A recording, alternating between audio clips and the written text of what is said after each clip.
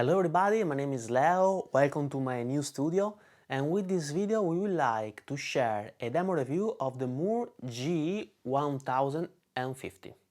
That is an amp modeling and multi-effects pedalboard, very lightweight, pretty small and quite cheap, as it costs between 160 and 170 euro or dollars, more or less. These are the main features. 55 amp models with Fenders, Marshall, Mesa Boogie and so on and so forth. Support for third-party impulse response files with 26 user slots that can be used to load in your favorite third-party IR files. Up to 9 effect types with different variations, up to 151 different effects in total, 200 preset patches, tap tempo function, programmable expression pedal, firmware update via USB port, up to 80 seconds recording time with a built-in looper, headphone output for silence practice, aux in that allows us to play audio files from other devices like MP3 players, 40 types of drum rhythms and 10 metronome settings, OTG function to connect the unit to a smartphone in order to record it. Now, going to more technical stuff, it has a sampling rate of 44.1 kHz at 24 bits with a dynamic range of 98 dB. Just for comparison, the Camper Stage has 108 dynamic range and can go up to 96 kHz. Obviously, the Camper is in a totally another league and it also costs 10 times more. The dimensions: 230 mm by 155.99 mm by 32.8 mm. The weight is 1 kg. It is very light also because the back of the unit is in plastic basically, while the front is more sturdy, it seems to be aluminum. Now let's hear some more sound. First of all, as always, the signal chain. I have a ditto looper that is going into the Mooer. The Mooer is then going into two 512C up preamplifier that then are going into an Apollo X16, then in the computer. Let's start with the clean sound, actually the same clean sound I was using in the demo song at the beginning of the video for the clean sound of the Gibson ES175. I will use a pretty dynamic riff just in order to hear even how it responds to the change of volumes of your plane.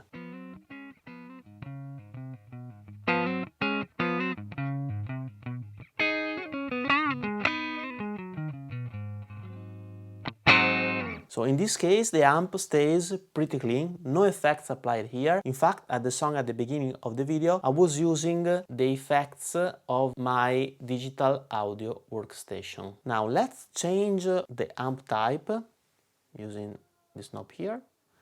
Okay, now we are going to have an amp that is a little bit more overdriven, and let's hear how the Mooer reacts to the change of volumes.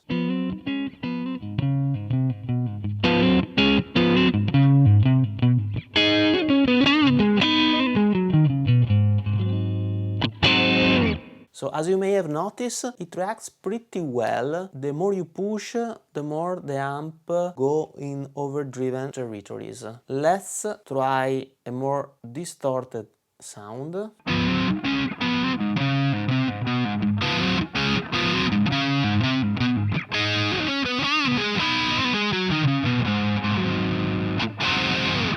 And now let's hear the preset I was using in the song at the beginning of the video. That is a recreation of a Marshall JCM 800.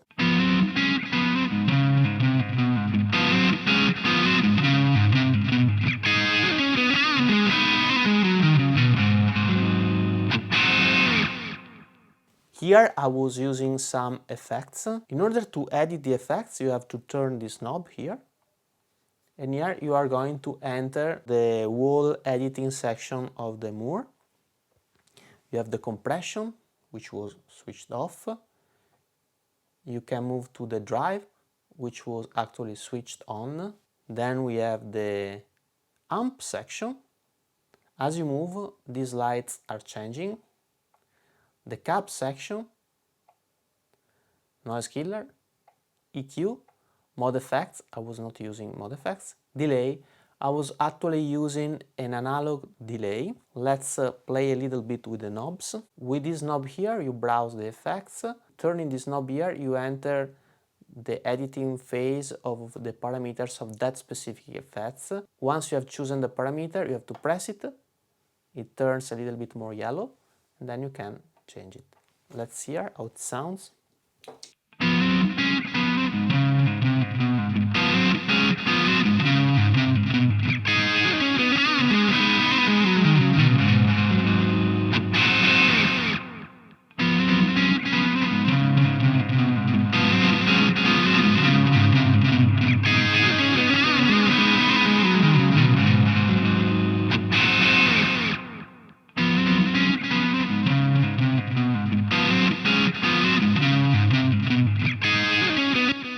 I found the delay pretty invasive, so that's the reason why I was using a low level and a low feedback.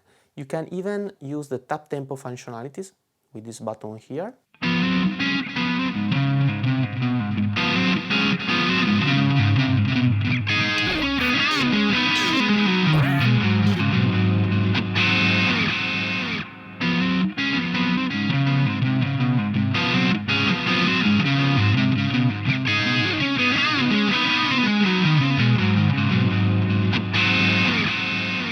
Before moving to the reverb, let's switch off the delay so you can better hear the reverb. In order to do it, you have to press this button, off. Let's move to the reverb, sorry. Okay, this is on. Pressing this button, you can change the reverb type. I was using an all here. And then let's hear how it sounds.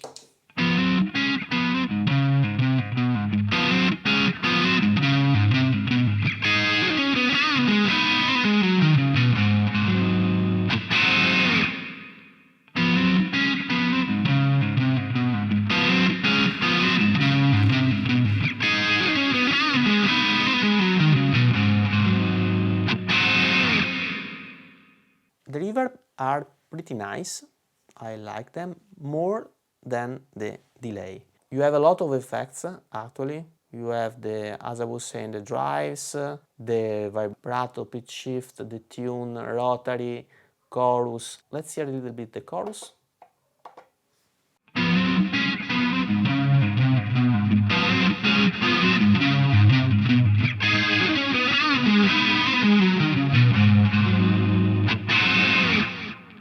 Even the chorus is pretty nice. Obviously we don't have time to go to all the effects. The section.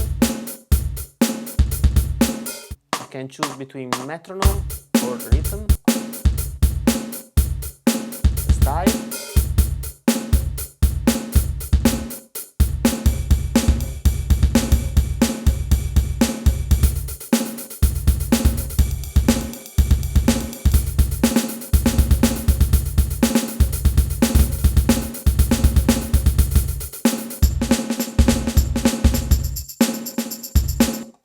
So pretty nice addition for practicing. Final thought. First of all, for whom is this unit for and what are the pros and the cons? In my opinion, it has two use cases. The first one is for practicing. The unit is very compact and lightweight, so you can easily carry it around for practicing, for instance, when you are traveling. A nice addition for this scenario would have been the possibility to run the unit with a battery. That is not possible. The second scenario is, for instance, for recording quick ideas with your smartphone. For instance, it happens that I practice while watching a film, so if an idea comes to my mind while practicing, it's nice to be able to record it instantaneously. Now, let's talk a little bit about the cons.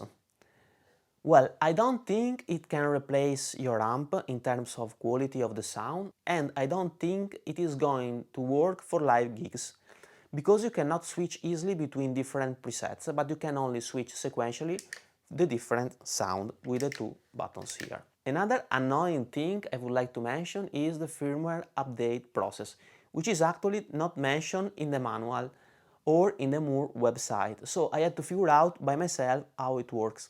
And furthermore, when I try for the first time to connect the Mooer to my Mac, the following message appears on the screen. So I was obliged to perform the firmware update procedure. Actually, it worked in this way. You have to download the editor app from the Mooer website, disconnect the power cable, press and hold the two full switches and connect the power cable. You will notice that the Mooer is going to enter the update mode. So at this point you have to launch the editor app once more and it performs automatically the firmware update. Well, the procedure is actually easy, but I found pretty annoying that I had to find out by myself how it works. So please Mooer, update the manual.